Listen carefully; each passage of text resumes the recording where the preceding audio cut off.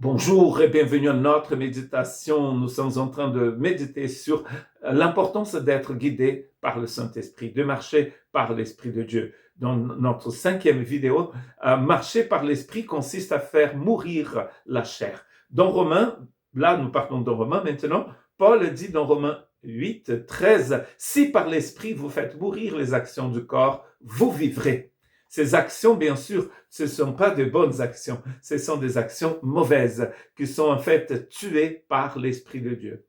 Nous savons bien que dans la science, en physique, on apprend que deux corps ne peuvent pas occuper la même place. Si vous remplissez une bouteille remplie d'air, parce qu'elle n'est pas vide, elle est remplie d'air, si vous remplissez la bouteille d'eau, l'air doit partir.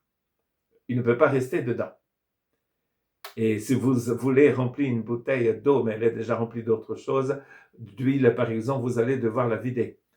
Et dans le monde spirituel, c'est pareil. Donc là où l'esprit pénètre, là où il rentre, les actions mauvaises de notre nature pécheresse sont obligées de partir. Et donc, en fait, Paul va nous encourager aussi dans Galates à faire mourir la chair, ces choses mauvaises. Le croyant refuse consciemment les œuvres de la chair et choisit d'obéir à Dieu. Elles sont en opposition, les œuvres de la chair, à l'action de l'Esprit Saint, que Paul appelle le fruit de l'Esprit. Cette mortification n'est pas accomplie par la seule volonté humaine, mais par la puissance du Saint-Esprit. Mais comme je dis dans notre méditation, c'est nous qui ouvrons la porte, c'est nous qui laissons l'Esprit agir en nous pour que ces œuvres soient tuées. D'être resté à la croix n'est pas très simple parce que, comme vous savez, nous avons toujours raison. C'est nous qui avons raison. Dans n'importe quelle situation, nous avons raison. Et c'est pour cela que parfois, il faut un effort pour laisser le Saint-Esprit agir en nous. Parce que nous avons envie de nous mettre en colère parce que c'est nous qui avons raison. Mais Jacques a dit, comme on dit souvent en français, Jacques nous dit que la colère de l'homme n'accomplit pas la justice de Dieu.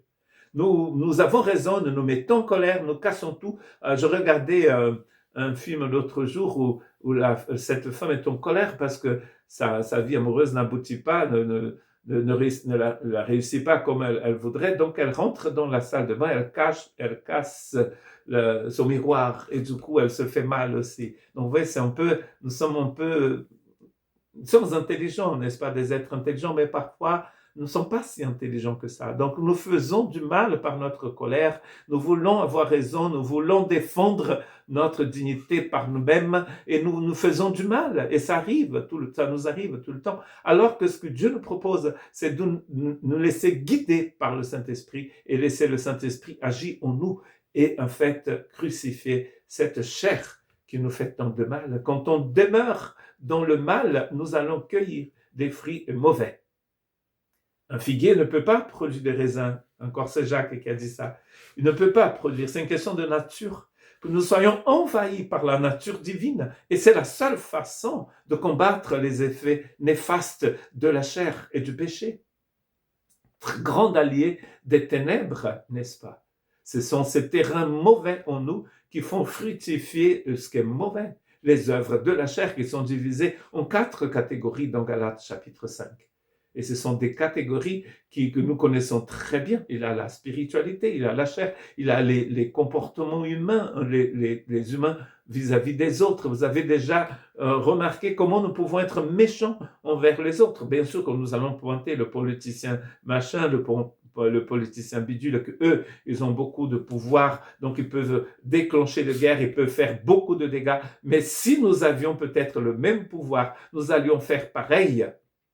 Paul, dans Romains chapitre 1, 2 et 3, du verset 18 du chapitre 1 au verset 20, il me semble, du chapitre 3, il va décrire la situation de l'humanité.